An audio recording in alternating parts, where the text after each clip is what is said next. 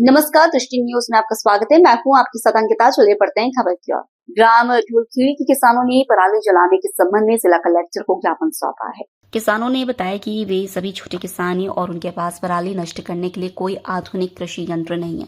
उन्होंने बताया कि कृषि विभाग से संपर्क करने पर भी उन्हें कोई उचित साधन उपलब्ध नहीं कराया गया। किसानों ने प्रशासन से अनुरोध किया है कि उन्हें पराली प्रबंधन के लिए आवश्यक यंत्र उपलब्ध कराए जाएं ताकि फसल अवशेष को जलाने की नौबत न आए। जी भैया, क्या अपन कहाँ से आए, क्या नाम है और क्या मुख्य समस्या है?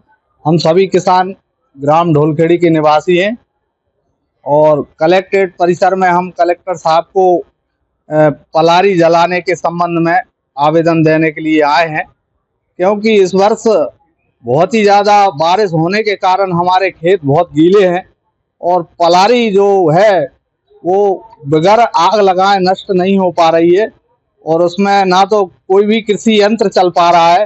तो इसी के कारण हम कलेक्टर साहब को ने आदेश दिए कि पराली जलाएंगे तो जुर्माना लगेगा और जलाने की सख्त मनाही की गई है। 5,000 रुपए कुछ किसानों का जुर्माना भी किया। नहीं, पलारी जलाना हम भी चाहते हैं कि पलारी ना जले, लेकिन उसके लिए कोई कृषि उपकरण ऐसे है नहीं है तो उसको हम नष्ट कर पाए।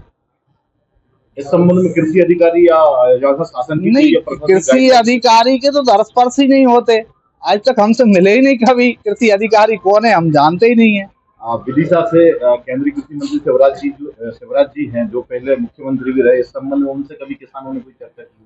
हाँ, किसानों ने चर्चा करी है, लेकिन क्या है, किसान भी उस नरवाई को नहीं जलाते। क्या है कि वो जो भी है, मतलब ऊपर से बारिश इतनी हुई है तो उसके कारण पलारी नष्ट हो ही नहीं पा रही है।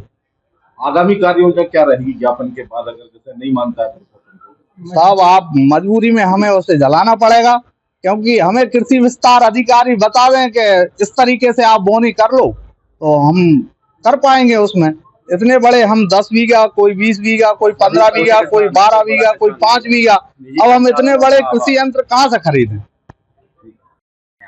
सुनील शर्मा, हम ग्राम ढोलखेड़ी से आए हैं।